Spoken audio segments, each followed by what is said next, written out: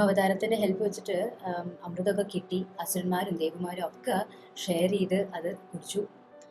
അപ്പം പിന്നെയും എല്ലാവരും സ്ട്രോങ് ആയി തുടങ്ങി. ലൈഫും വേൾഡിലൊക്കെ ഭയങ്കര ബാലൻസ് ആയി തുടങ്ങി കേട്ടോ. ഫുൾ എർത്ത് തന്നെ സ്റ്റേബിൾ ആയി തുടങ്ങി.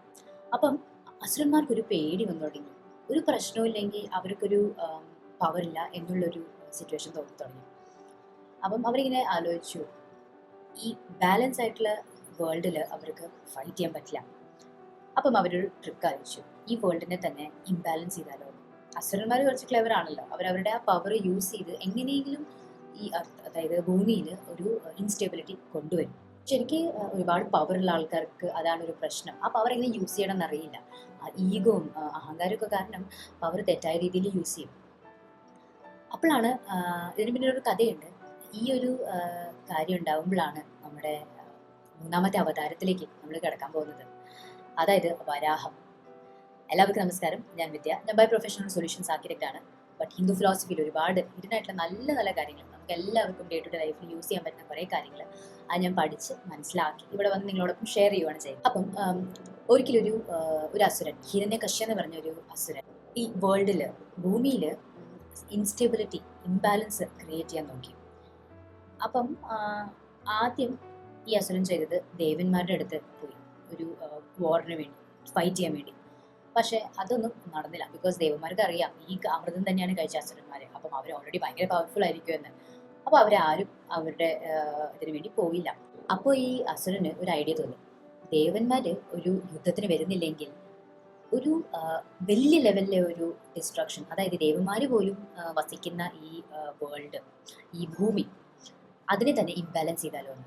അപ്പോൾ എന്താ ചെയ്ത, ഈ അസുരൻ ഭൂദേവിയെ വലിച്ചുകൊണ്ട് കടലിൽ പോയി എന്നാണ് പറയുന്നത്. അതായത് ഭയങ്കര ബാലൻസ് ആയിട്ടിരിക്കുന്ന, സമാധാനമായിട്ടിരിക്കുന്ന ഒരു ഭൂമിയെ ഈ അസുരൻ ഭയങ്കര പ്രശ്നം ഉണ്ടാക്കി വലിച്ചു കൊണ്ടുവന്ന് കടലിലേക്ക് ഇട്ടു. അതായത് ഭയങ്കര കെയോസ് ക്രിയേറ്റ് ചെയ്തു, ഒരു ഇംബാലൻസ് ക്രിയേറ്റ് ചെയ്തു എന്നാണ് പറയുന്നത്.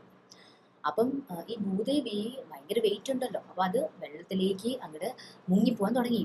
മുങ്ങി എന്ന് പറയാം. അപ്പോൾ ഈ ഭൂദേവി ഭയങ്കര വെയിറ്റ് ഉണ്ടല്ലോ, അപ്പം അത് വെള്ളത്തിലേക്ക് മുങ്ങിപ്പോയി. അപ്പോഴാണ് സ്വയം മഹാവിഷ്ണു ഒരു പുതിയ അവതാരം എടുക്കുന്നത്. അതായത് വരാഹത്തിൻ്റെ ഒരു അവതാരം, ഒരു വലിയൊരു പെഗ്, ഒരു പന്നിയുടെ ഒരു അവതാരമാണ്.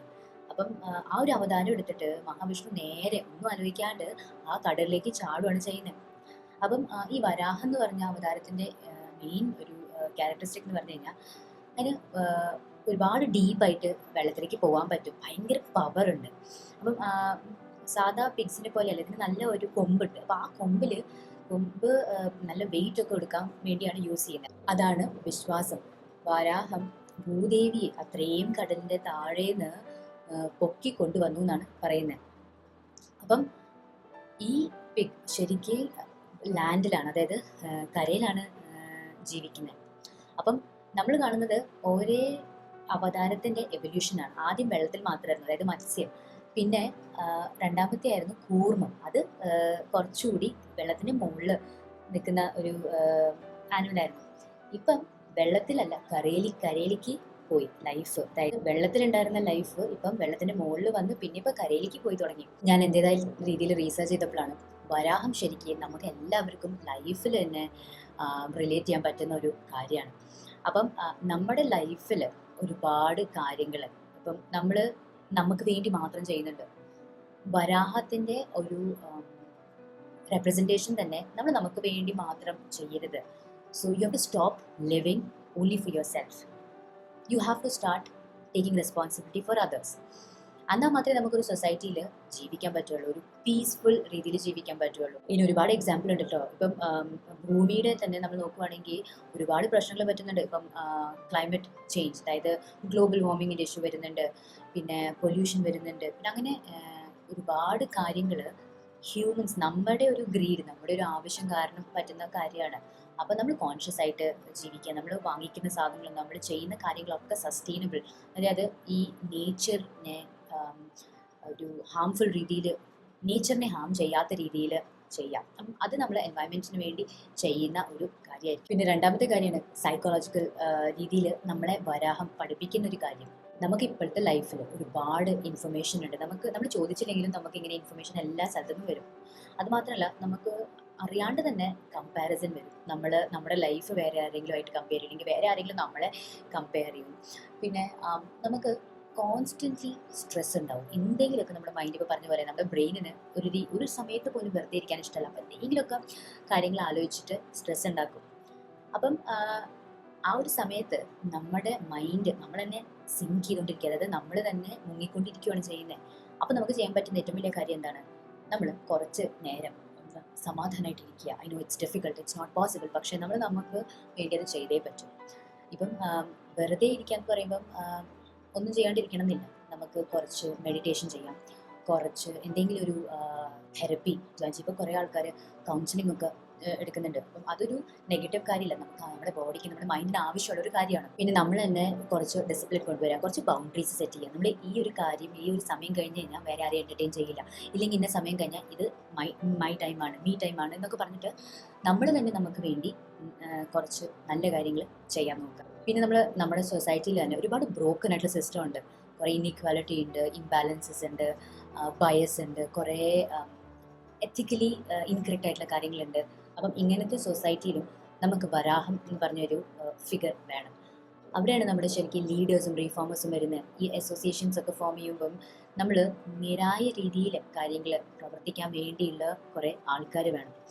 അപ്പം വരാഹം ഒരു എക്സാമ്പിൾ മാത്രമാണ്. നമ്മുടെ ഡേ ടു ഡേ ലൈഫിൽ തന്നെ ആ ഒരു ബാലൻസ് സൃഷ്ടിക്കാൻ വേണ്ടി കൊണ്ടുവന്ന ഒരു ക്യാരക്ടറാണ്. ഇപ്പം നമ്മുടെ പേഴ്സണൽ ലൈഫിലാണെങ്കിലും ഒരുപാട് കാര്യങ്ങൾ നമുക്ക് എക്സ്പീരിയൻസ് ചെയ്യേണ്ടി വരാറുണ്ട്. ഇപ്പം കരിയർ റിലേറ്റഡ് ആവാം, ഇല്ലെങ്കിൽ പെട്ടെന്നൊരു ജോലി നഷ്ടപ്പെട്ടു, റിലേഷൻഷിപ്പ് ബ്രേക്കപ്സ്, അതൊക്കെ ഭയങ്കര ഇമോഷണലി നമ്മളെ ഇംബാലൻസ് ചെയ്യുന്ന കാര്യങ്ങളാണ്.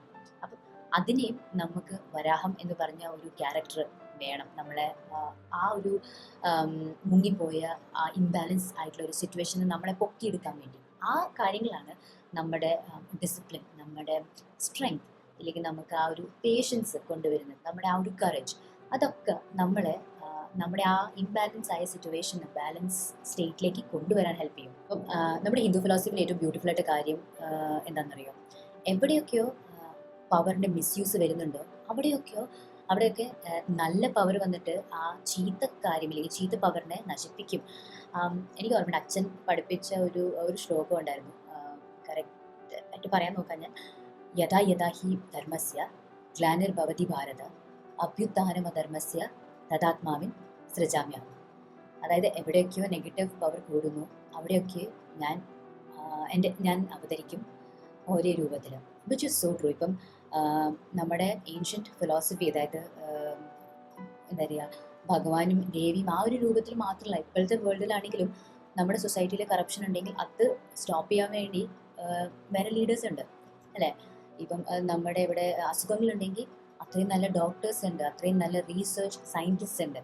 So we have to look for that balance and we have to push our selves to get that balance. അപ്പം ഇന്നത്തെ വീഡിയോ എല്ലാവർക്കും മനസ്സിലായി, എല്ലാവർക്കും ഇഷ്ടപ്പെട്ടു എന്ന് വിശ്വസിക്കുന്നു. നിങ്ങൾ ആദ്യമായിട്ട് എൻ്റെ ചാനൽ വരുന്നെങ്കിൽ സബ്സ്ക്രൈബ് ചെയ്യാൻ മറക്കരുത്. Thank you, by.